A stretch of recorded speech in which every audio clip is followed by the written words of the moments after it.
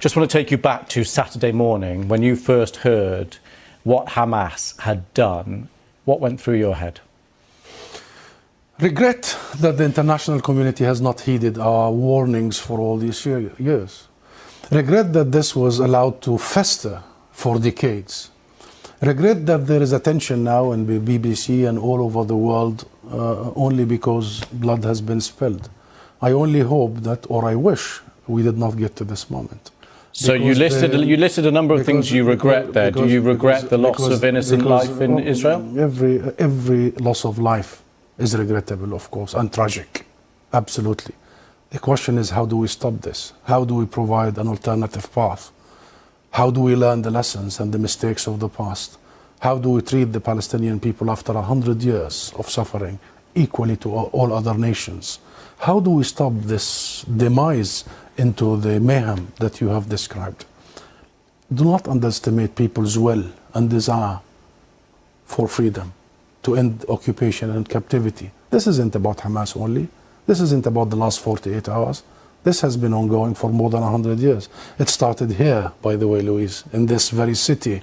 It was Britain that gave our rights away without even consulting us. And then this whole international Western approach to us has been failure, dismal failure. This is about time that we really give a different path because there is no other alternative. As our ambassador to the UN just said, justice, not vengeance, and peace, not war.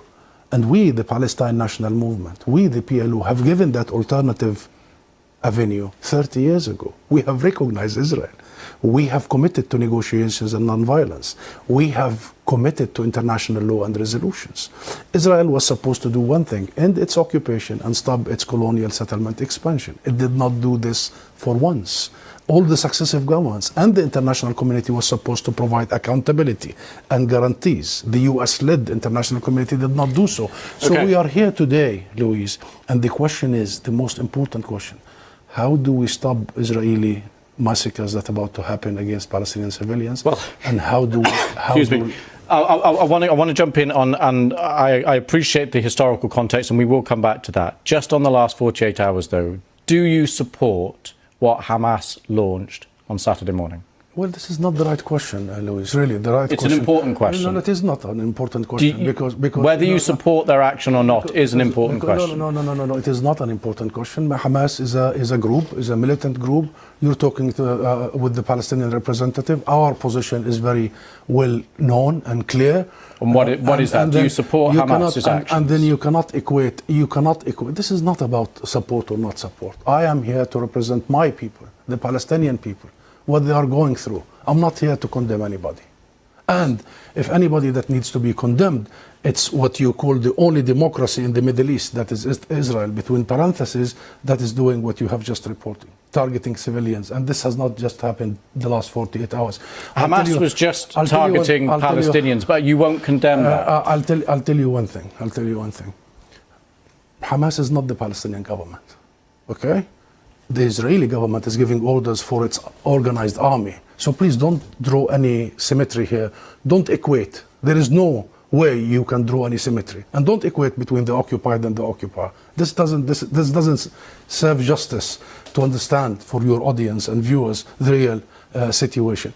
Since Israel's establishment, it has had one military doctrine. When it fights, it goes and fights civilians, kill civilians, so they pressure the fighters. Since 1948, and go back to the record, and this has been repeated in Gaza and will continue to be repeated. So the conversation is not a blame game. I am not in the business of blaming the victim here. The real conversation is, how do we stop this vicious, deadly cycle? You just condemned Israel for killing civilians, and you won't condemn Hamas for killing civilians. How many times you have interviewed Israeli officials, Louise? Hundreds of times. How many times Israel have committed war crimes right live on your own cameras? Do you start by asking them to condemn themselves? Have you? You don't. No, I'll answer that question. You don't. You know why I refuse to answer this question? Because I refuse the premise of it. Because at the very heart of it is misrepresentation of the whole thing. Because it's the Palestinians that are always expected to condemn themselves. I mean, come on, this is a political conflict. We have been denied our rights for a long time. So this is the wrong starting point. The right starting point is to focus on the root causes, is to try and get out of this extreme dark tunnel, as opposed to this business And how by BBC and the mainstream media for 75 years. You bring us here whenever there are Israelis who are killed. Did you bring me here when many Palestinians in the West Bank, more than 200 over the last few months? Do you invite me when there is such Israeli provocations in Jerusalem and elsewhere? Because what Israelis have seen, which we started by saying tragic, the last 48 hours, the Palestinians see every day for the last 50 years. You know the situation in Gaza, you've just described it. This is the biggest open-air presence.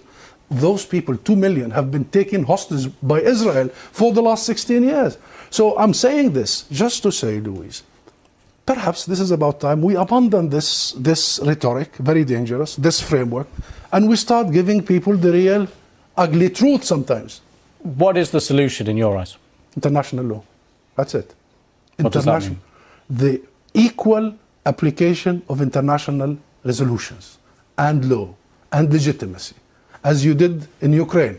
Would you bring the Ukrainian ambassador here and start asking him to condemn if some of his fighters? We need to fully and equally apply the rules that were created by the League of Nations after the horrors of the Second World War. We need to make sure that Israel is not the exception. It has been for the last 75 years. We need to make sure that nobody is above the law. Britain is renowned, Louise, for the rule of law. I think that's the solution. Israel is an occupying force. It is responsible to provide protection for the people under its occupation. And should they commit crimes and crimes against humanity in the coming hours and weeks, it must be held accountable by the international community and the international judicial system. Hussam Zomlot, thank you very much for coming on the programme. Thank you.